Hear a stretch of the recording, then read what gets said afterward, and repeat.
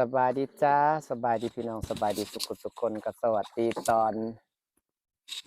เช้านะจ้ามายามรอบพี่น้องมาใส่เบ็ดมายามเบ็ดยามรอบจ้ะแต่เช้าเราเนี่ยฟ้าท้องฟ้าสวยสวยพี่น้องใส่เบิ่งท้องฟ้าสวยแห้งงามเช้าแสดงว่าแดดสิแห้งเลยนี่ท้องฟ้าสีแดงเบิดฝนเลยบ่าวปีศาจกำลังยามรอบพี่น้อง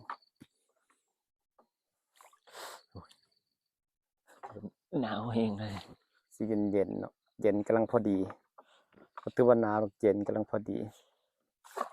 เบิ่งท้องฟ้างามขนาดพี่น้องท้องฟ้าน้ำโขงเนี่ยมีงามงามงามจริงๆจ้ากำลังคนยามรอบจ้ะพี่น้องยามรอบนำกันนะจ้าหลังแรก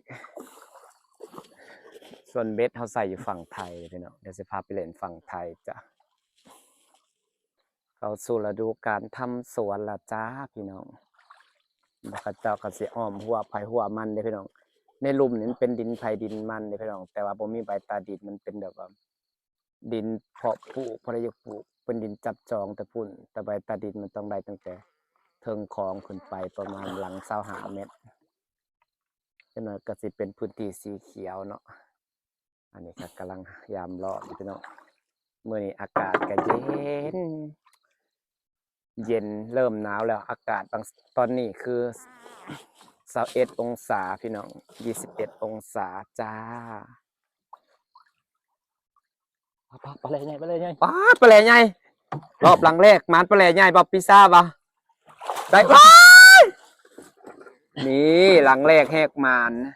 ตกใหญ่โอ้ยถือหลังแรกเลยจ้าหลังแรกแหกมานเลยจ้าพี่น้องจ้าว้าตัวบักใหญ่นึงเนาะ2 โลเฉพาะจะเอาขึ้นยากแท้ๆหลังแรกแหกมานนะจ้าถือปลาแหล่ใหญ่นี่เบิ่งในเสียงมันดิ้นนะพี่น้องใหญ่บ่ใหญ่ว้าตัวใหญ่อีหลีแต่เก่าเขาได้ตัวน้อยแต่ว่าว่าแต่เก่าได้ตัวน้อยมื้อนี้เขาได้ตัวใหญ่วะอากาศเย็นเข้าพักไปเนาะปลาไหลบ่เห็นครับแต่เก่าปลาไหลได้ยามหลังแรกแหกมานนะจ้าโอ้ยมานแต่หลังแรกเลยพี่น้องจ้ามื้อนี้มานปลาแต่หลังแรกเลยจ้ามาเด้อจ้าพี่น้องมายามล้อมน้ำกันเด้อข้อยคือมานหลังแรกแต่ว่า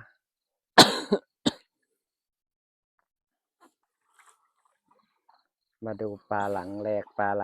จ้าพี่น้องจ้าแหกมานไปเลยตัวใหญ่ๆเลยจ้าปลาแหล่บรรยากาศจะดีๆเรามาดูปลาใหญ่แหล่ใหญ่กันมัดเสือกไปเลยโอ้ตัวบักใหญ่หนึ่งเด้อนี่ปลามานหลังแรกแหกมานได้ปลาแหล่ตัวบักใหญ่จ้าพี่น้องจ้า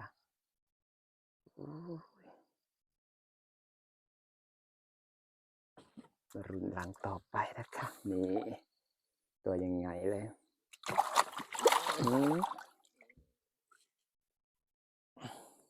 หิดหลุดถอนไว้มัดเสือกไว้จ้ะยันมันหลุดเพราะว่านี่ก็หลุดไปตัวหนึ่งแล้วค่ะมื้อนี้มัดเสือกไว้จ้าประมาณ2 กิโลนะจ้าโลละ150 บาทจ้าปลาแหล่พี่น้องรักษาใช่รักษามาลุ้นหลังที่2เด้อจ้าพี่น้องจ้ารอบหลังที่2นี่นะครับหลังแรกได้ปลาแหล่แล้วตัวหนึ่ง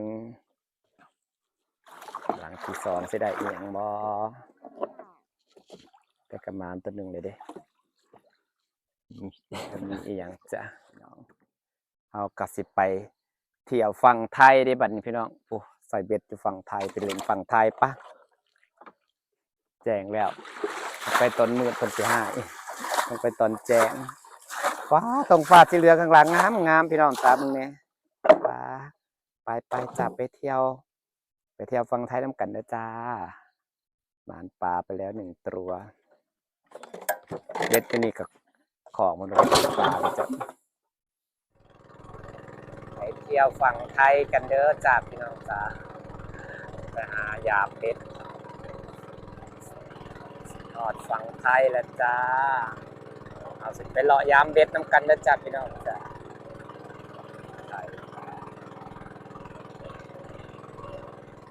ว่าแล้วแดดสิออกแต่เว้นแดดสิออกแต่เว้นแดดไว้แต่เศร้าอันนี้พี่น้องมาถึงฝั่งไทยเด้อบ้านนาสีดาอำเภอชะนิมานจังหวัดอำนาจเจริญบ้านนาสีดาอำเภอชะนิมานจังหวัดอำนาจเจริญจ้าสิมาเลาะยามเบ็ดพี่น้องนะครับเจ้าปู่ของขอบบ่ปุ่มเอาเป็ดกับพี่น้องโอ้โหไม่จมน้ำเลยมันของบ่อ๋อแขนปลาขาว ปลาถึกมอง มันคือปลาดุกพี่น้อง เสียดายเลย ปลาถึกมองปลาแหล่ มองขาดนะ ปลาแหล่ถึกมองขาดยังฮักกระตายด้วยน่ะนะฮักกระตาย กินเน่าแล้ว น่าเลยพูดเสียดายเด้เอามาวานนี่บ่เห็นบ่ ไม่เห็นว่า ปลาแหล่ตัวบักใหญ่หนึง มันถูก ตอนมาเสียบเบ็ดน่ะบ่เห็นมันคือมันฮักกะไหลมาบ่จัก บอมเบ็ดมองอยู่มันพูขึ้นมาแล้วมันเน่าแล้วมันมันหยืดมันก็พูแล้ว เลาะหาเบ็ดยามเบ็ดจ้ะพี่น้องเสือกเบ็ดบ่พอหลงที่หลงบ่อนใส่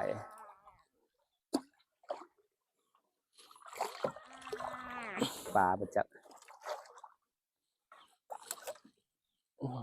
ปลาจ่องพืชแล้วบ่จัก โอ้ย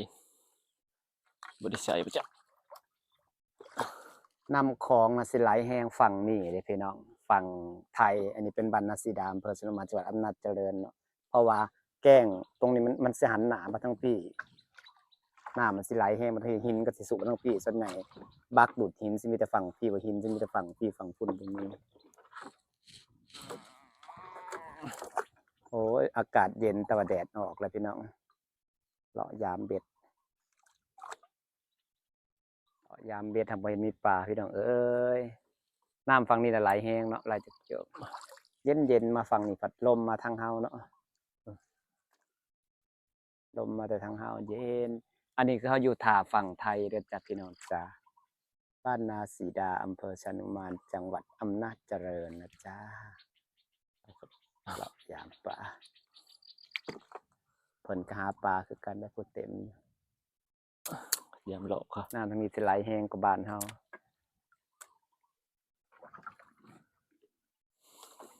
มีฮอดปลาเต็กโตพี่น้องเอ้ยได้ใส่ฝั่งพี่เบิดปะ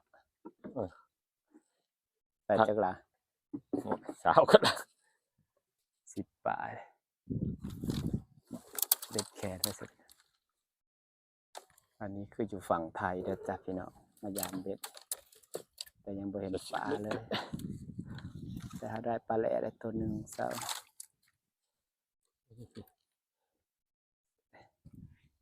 เลาะยามเบ็ดน้ำกันตา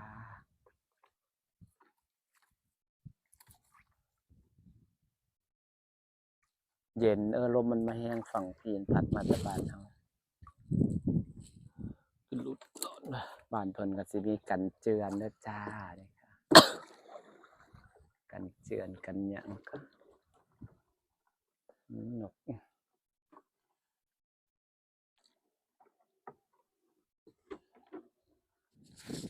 โอ้พี่น้องหมุนเอาเบ็ดหมุนเอาเบ็ดหมุนเอาหยังเอาเบ็ดจ้าเบ็ดของ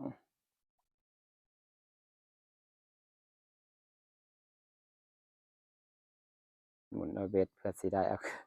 เบ็ดของถือบ่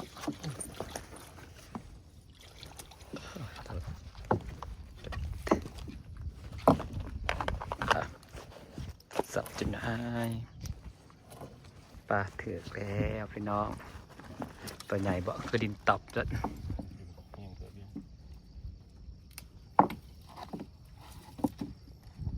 ปลาถือกปลาถือกปลาถือกปลาถือกพี่น้องปลาถือกแล้วจะลงลุยเอาปลาเลยนี่ปลาเครื่องถือดินตัวมันตัวใหญ่ปะ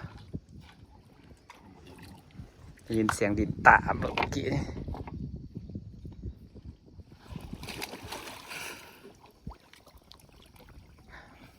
หมุนลงเอาปลาหมุนลงเอาปลาจ้ะ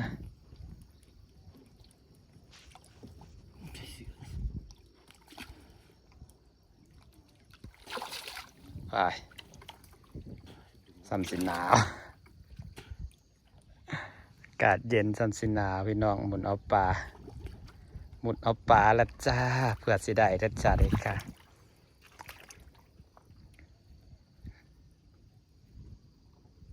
ปลาถือเบ็ดพี่น้องปลาถือเบ็ดปลาถือเบ็ดจ้ะ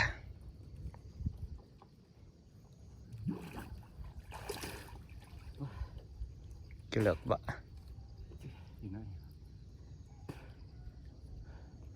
พี่น้องเวลาปลามันถือเบ็ดเนี่ยมันสิถือแบบว่าอยู่ลุ่มพอดีมันของลงพื้นพอดีคนนี้ปลามันถือเสือมันก็หมุนลงลุ่มพอดีเนาะก็ต้องได้หมุนเอาจังสีนะจ๊ะเพื่อจะได้ขึ้นมาตัวหนึ่งเพราะจะดันเลยไปซื้อก็จะต่อราคาเลย เพื่อจะได้ปลาตัวหนึ่งบ่แม่นง่ายกำลังหมุนเอาปลาอยู่จ้า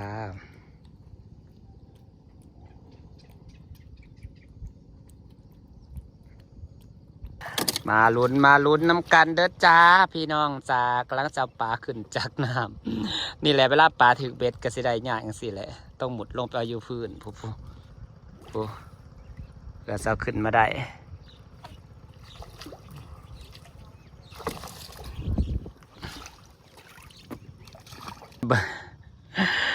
มาเบิ่งคนหมุดเอาปลาเด้อจ้าเพื่อเสาขึ้นได้มันของอยู่พื้นน้ำพี่น้องปลาเครื่องใหญ่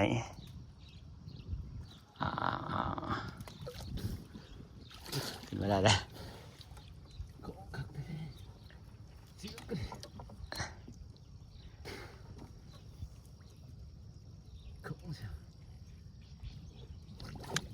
หมดลงอีกแล้วของขาดบ่มันผันอยู่บ่เพื่อจะเอาขึ้นมาได้พี่น้องใส่เวลาเท่าไรนาทีหมดน้ำจนเมื่อยพุ่นแหละจนเพลียหมดน้ำจนเพลียยานมันรุดก็เพราะยานมันรุด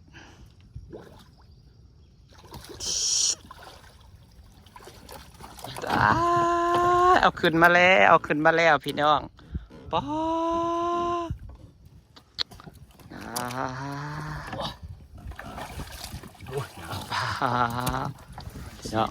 โอ้งามขนาดข้าอดจั่วอยู่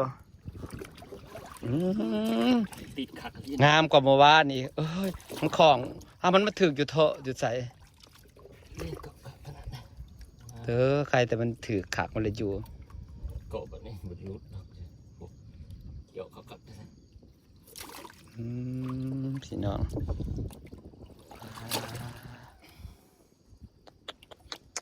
ก็จะเอาขึ้นมาได้บ่เป็นง่ายๆตัวบักใหญ่อันยังคือเกาะทองมันเกาะมันอย่ามันรุดนะตัวงามเลยดิภาพว่ายังสั่นแล้ว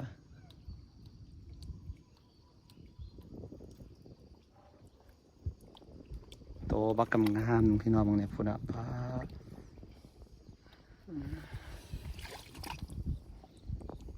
เสาขึ้นมาได้แล้วสามตัวมาวาดนี่เลยบ้าไว้นั่นแหละมันจะออก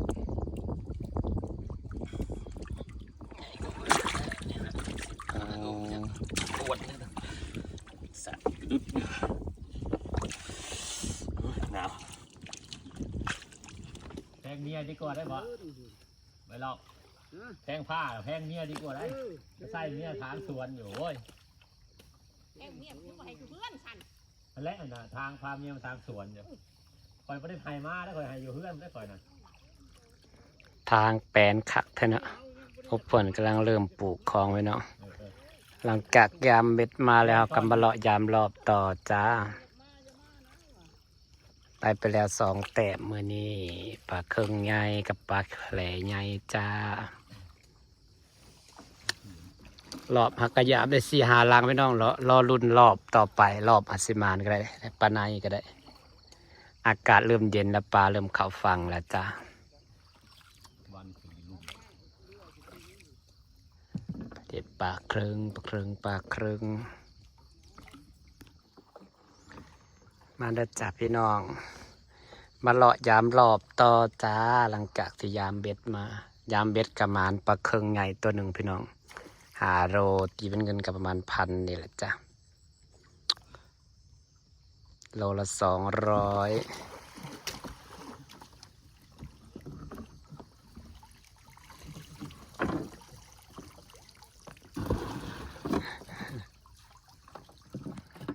มาเลาะยามรอบต่อจ้าพี่น้องจ้าสิหมานอยู่บ่ยามไปเรื่อยๆเลยบ่มีปลาเข้าเลยจ้าสุดท้ายและท้ายสุดแล้วจ้าพี่น้องจ้าเท่าก็ได้ปลา2 ตัวแหละค่ะพี่น้องหมานอยู่จ้าก็ได้ปลาเครื่องตัวใหญ่อยู่จ้าสิฝากบรรยากาศไว้สำนีเด้อขอบคุณทุกคนที่ยังติดตามนะจ้าพี่น้องจ้าสวัสดีจ้า